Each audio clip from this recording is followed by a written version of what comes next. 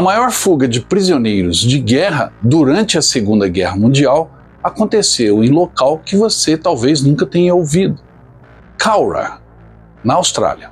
E os prisioneiros eram japoneses. Uma história incrível.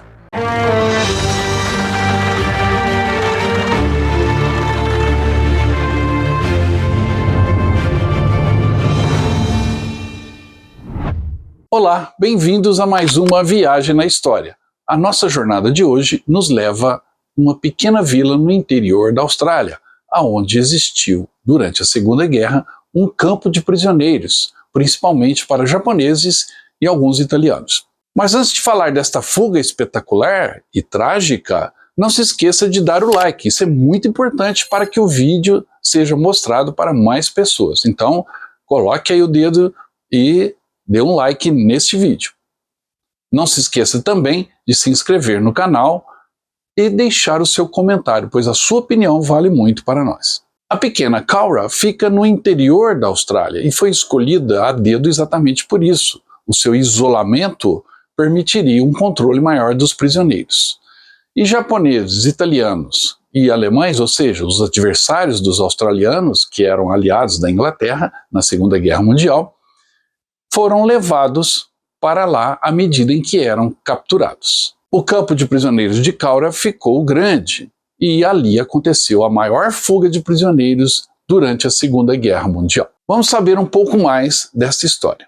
Aproximadamente 2 horas da manhã, no dia 5 de agosto de 1944, em uma noite clara iluminada pela lua, um prisioneiro japonês correu até os guardas em um campo de prisioneiros de guerra em Cowra, Austrália, aparentemente gritando algum tipo de aviso. Momentos depois, um clarim começou a tocar dentro do complexo. A maior fuga de prisioneiros da Segunda Guerra Mundial havia começado.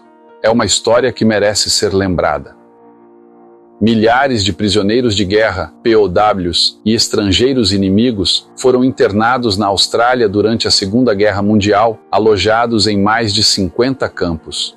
O campo perto de Cowra, na região centro-oeste de Nova Gales do Sul, a cerca de 300 quilômetros de Sydney, era o campo de prisioneiros de guerra número 12 e começou a operar em junho de 1941.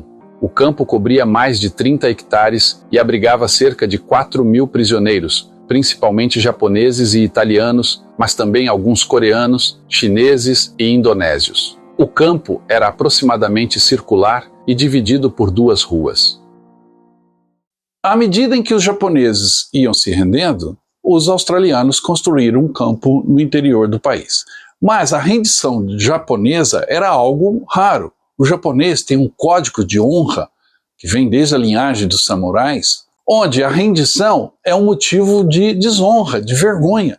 Então, o japonês dificilmente se rendia. Ele preferia lutar até a morte ou cometer suicídio, chamado harakiri, se não tivesse outra saída. Portanto, não eram muitos prisioneiros que eram levados para os campos dos aliados. Cowra foi uma exceção, vamos dizer assim.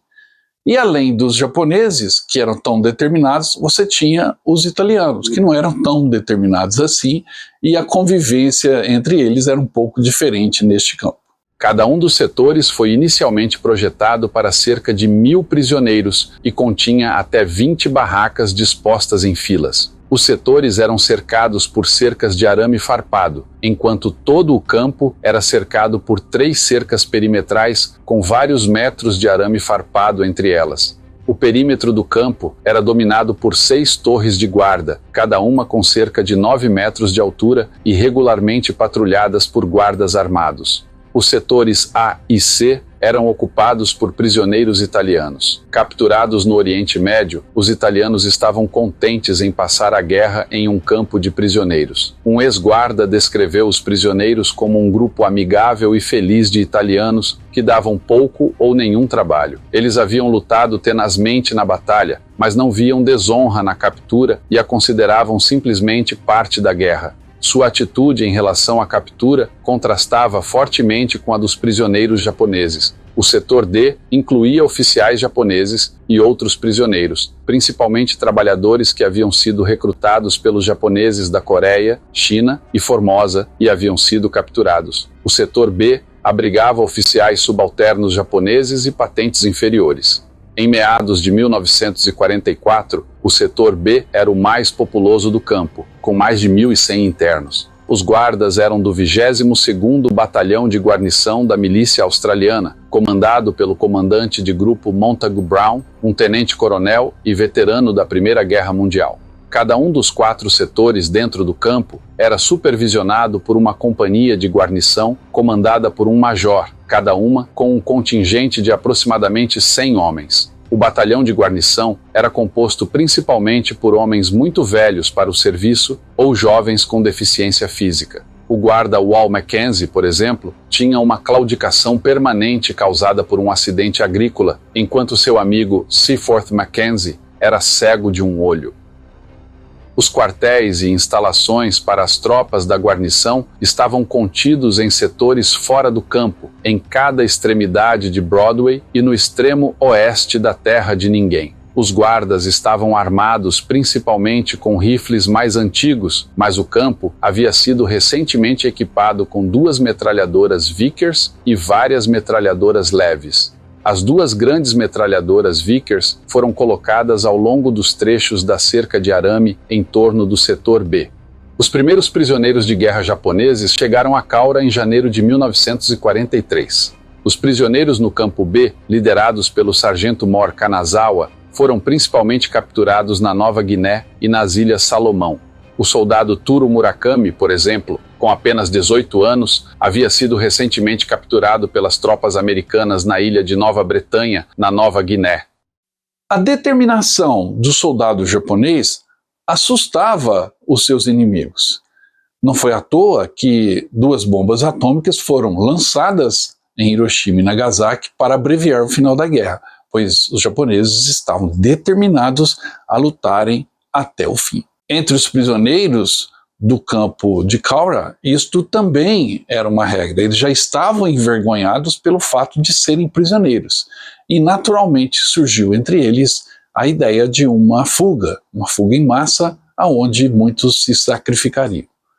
Essa é uma amostra desta determinação estoica dos japoneses e que levou ao surgimento, por exemplo, dos kamikazes. Na guerra de selva de proximidade do Pacífico, poucos prisioneiros eram feitos. Os soldados japoneses capturados até aquele ponto da guerra muitas vezes haviam sido capturados enquanto estavam largamente incapacitados, sofrendo os efeitos da desnutrição ou doença. Outros haviam sido resgatados após seus navios terem sido afundados ou seus aviões abatidos. Um desses prisioneiros do Campo 12 era uma espécie de celebridade. O sargento Hajime Toyoshima foi o primeiro prisioneiro de guerra japonês capturado na Austrália durante a guerra. Pilotando um A-6M-20 do porta-aviões Hiryu, Toyoshima havia participado do bombardeio de Darwin, na Austrália, em fevereiro de 1942. O ataque foi o maior ataque único já montado por uma potência estrangeira na Austrália, afundando 11 navios e danificando mais 25, além de causar danos significativos à cidade de Darwin. Os japoneses haviam perdido apenas 4 aeronaves no ataque, uma delas sendo o Mitsubishi Zero de Toyoshima, que foi o primeiro Zero recuperado pelos aliados, relativamente intacto. Toyoshima, o primeiro prisioneiro de guerra japonês na Austrália, foi o prisioneiro que tocou o clarim que sinalizou a tentativa de fuga.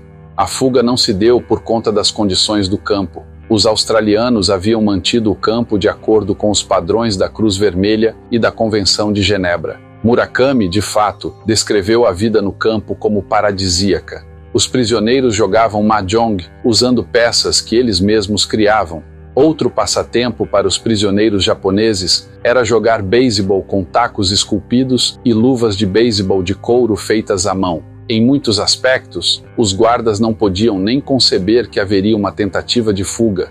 Embora soubessem que havia insatisfação entre os prisioneiros japoneses e as relações não eram tão boas quanto com os prisioneiros italianos, as condições no campo eram boas e as perspectivas de fuga quase suicidas. Mas os prisioneiros japoneses tinham uma motivação mais profunda. Como soldados japoneses, eles tinham um código, e esse código incluía as palavras "não leve a vergonha da captura na vida".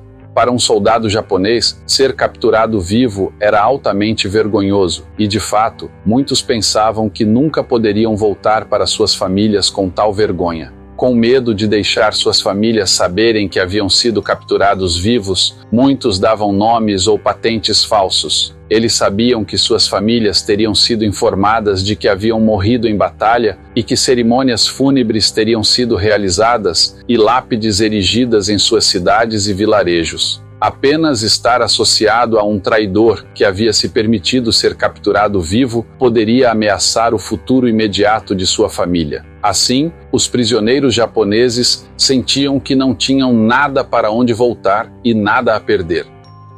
Uma das razões pelas quais o Japão havia se recusado a assinar a Convenção de Genebra em 1929, referente ao tratamento dos prisioneiros de guerra, era porque os japoneses achavam que seria um fardo injusto para eles. Como os militares japoneses esperavam nunca serem capturados vivos, os japoneses acreditavam que seus inimigos nunca teriam que cuidar dos prisioneiros de guerra japoneses. Os prisioneiros de guerra viam como seu dever escapar, não apenas como uma questão de serviço militar, mas como uma questão de honra pessoal. Como um sobrevivente descreveu, como militares japoneses, tínhamos que escolher a morte. Não podíamos continuar vivendo indefinidamente com a vergonha de ser capturados. Fomos marcados com o Código dos Combatentes, o núcleo da disciplina militar. Enquanto muitos dos guardas do campo viam o tratamento humano dos prisioneiros como seu dever cristão, os prisioneiros japoneses frequentemente viam isso como um sinal de fraqueza e alguns mais tarde disseram que acreditavam que eram tratados bem apenas para evitar retaliação contra os guardas uma vez que o Japão ganhasse a guerra. Mas os guardas do campo haviam recebido informações de um informante do campo de que os prisioneiros poderiam estar planejando algo, e um levante em um campo de prisioneiros de guerra na Nova Zelândia havia despertado a necessidade de maior segurança. A Austrália decidiu separar os soldados rasos de seus oficiais subalternos, enviando os soldados rasos para outro campo. O sargento Mor Kanazawa foi informado da mudança iminente em 4 de agosto. Naquela noite, aproximadamente 50 dos prisioneiros de guerra seniores no setor B se reuniram para discutir a resposta à mudança proposta. O debate centrou-se em se aproveitar a oportunidade para montar um ataque aos guardas australianos, proporcionando assim uma ocasião para que os prisioneiros recuperassem sua honra morrendo em batalha. No final, os líderes decidiram colocar a questão em votação entre todos os prisioneiros do setor. Cerca de 80% votaram para tentar a fuga. Discussões com sobreviventes sugerem que muitos foram intimidados a votar e que pode ter havido mais oposição do que parecia. Mas uma vez que a votação foi realizada, todo o campo estava comprometido. O plano feito às pressas previa que a fuga começasse às 2 horas, sinalizada por um toque de clarim. Eles primeiro incendiariam as casas das barracas e depois atacariam à luz dos incêndios. Os prisioneiros usariam quaisquer armas que pudessem improvisar e atacariam a cerca perimetral do setor B em 3 pontos. Se escapassem, o plano era atacar um campo de treinamento militar nas proximidades. O objetivo era morrer com honra. A maioria carregava lâminas de barbear, que seriam usadas para cortar suas próprias gargantas para evitar a recaptura. Sob os termos do plano de fuga, os prisioneiros concordaram que os prisioneiros feridos e incapacitados poderiam restaurar sua honra cometendo suicídio antes da fuga e que nenhum civil seria ferido. Um prisioneiro saiu cedo em uma aparente tentativa de avisar os guardas. Um guarda disparou 2 tiros de advertência, alertando o campo. Então, o sargento Toyoshima começou a tocar seu clarim e os prisioneiros avançaram gritando "Banzai!". As metralhadoras começaram a disparar das torres. O guarda Will Mackenzie lembrou que o barulho dos gritos dos japoneses e dos tiros era inacreditável. Os prisioneiros usavam cobertores, casacos de inverno e suas luvas de beisebol de couro para se proteger do arame farpado. Alguns se jogavam sobre o arame, abrindo caminho para os que vinham atrás. Eles carregavam uma variedade de armas improvisadas, tacos, porretes, utensílios de cozinha. A tripulação da metralhadora Vickers número 2, os soldados Ben Hardy e Ralph Jones, foram acordados pelos tiros de advertência e rapidamente cobriram os cerca de 50 metros até a arma. Eles foram confrontados por uma massa de japoneses indo em direção a eles sobre as cercas, que haviam sido cobertas com cobertores. Sem fogo de cobertura de apoio e apesar de 5 minutos de fogo concentrado contra os prisioneiros que avançavam, Hardy e Jones foram dominados e espancados até a morte. Antes de serem dominados, o soldado Jones conseguiu remover e esconder a trava da arma, impedindo que os prisioneiros a usassem contra os outros guardas. Tiros perdidos derrubaram a energia e a luta foi iluminada pelos barracões em chamas na luz da lua brilhante. Outro guarda, o soldado Charles Shepard, foi morto, esfaqueado no peito perto da sala dos guardas do campo B. Um grande grupo de prisioneiros foi encurralado pelo fogo de metralhadora na Broadway. Eles ocasionalmente montavam ataques, mas o fogo cruzado era demais. Hajime Toyoshima morreu em um desses ataques. O tiroteio foi intenso na primeira hora, mas rapidamente diminuiu. Tropas vieram do campo de treinamento nas proximidades, ajudando a garantir o campo. A aurora mostrou a devastação. A maioria das cabanas de dormir no setor B foi destruída e os corpos de mais de 100 prisioneiros jaziam ao longo da Broadway, pendurados sobre e perto das cercas perimetrais e em torno da metralhadora Vickers número 2. Outros 40 ou mais corpos estavam entre os edifícios da Companhia B ou espalhados pelo campo ao norte do campo. Alguns prisioneiros, relutantes em atacar os guardas, cometeram suicídio enforcando-se no campo.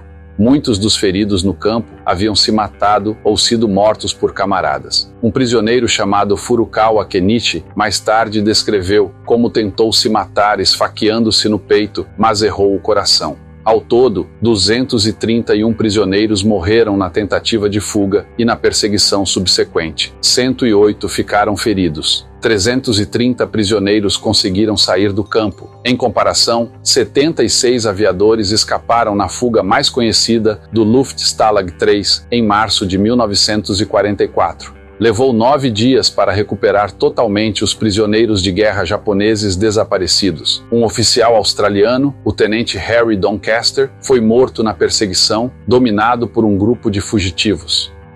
Fiel à sua palavra, os prisioneiros de guerra fugitivos não feriram um único civil. Na verdade, muitos civis australianos deram comida aos prisioneiros famintos, embora 4 prisioneiros tenham sido mortos por civis. Muitos dos prisioneiros cometeram suicídio em vez de enfrentar a recaptura. Pelo menos 2 se jogaram na frente de um trem que se aproximava, mas outros, quando foram capturados, simplesmente desistiram. Após a tentativa de fuga, a luta havia desaparecido deles. Quando o governo japonês foi informado pela Austrália sobre as mortes dos prisioneiros, os japoneses se recusaram a admitir que poderia haver prisioneiros de guerra japoneses e acusaram os australianos de matar civis japoneses. Embora a maioria dos sobreviventes do campo Kaura tenha sido eventualmente aceita por suas famílias, o soldado Murakami disse: "Minha família me disse quando voltei que um fantasma havia retornado da guerra. Superar o estigma de ser capturado vivo ainda tem sido um caminho difícil no Japão." Um historiador japonês que estava participando de uma cerimônia memorial em Kaura, em 2014, estimou que 95% da população japonesa nunca ouviu falar da fuga em Kaura. No entanto, o embaixador japonês na Austrália, naquele evento, disse: "Nunca permitiremos que os horrores da história do século passado se repitam." Os prisioneiros que morreram na tentativa de fuga em Kaura estão enterrados em um cemitério que foi inaugurado em 1964 entre o embaixador japonês e a Comissão Australiana de Sepulturas de Guerra, e é o único cemitério de guerra japonês no exterior. Perto dali, no cemitério de guerra australiano, estão os túmulos dos 4 australianos mortos na tentativa de fuga. Os soldados Hardy e Jones foram postumamente condecorados com a Cruz de Jorge. A cidade de Kaura tem tentado encontrar reconciliação desde que o campo foi fechado, quando os últimos prisioneiros italianos foram repatriados em 1947. Além do cemitério japonês, um jardim comemorativo japonês foi posteriormente construído em Bellevue Hill para homenagear esses eventos. Taro Murakami foi recapturado e levado de volta aos barracões queimados no Campo Kaura. Ele esperava ser executado por tentar escapar, mas em vez disso foi instruído a começar a limpar a bagunça. Em 2014, ele era o último dos sobreviventes japoneses do Campo Kaura, em boa saúde o suficiente para retornar para a comemoração do 70º aniversário da fuga em Kaura. O Sydney Morning Herald perguntou a ele em que momento percebeu que a morte não era a única opção. O homem de 93 anos respondeu: "Eu realmente não sei, mas estou extremamente feliz por ter sobrevivido."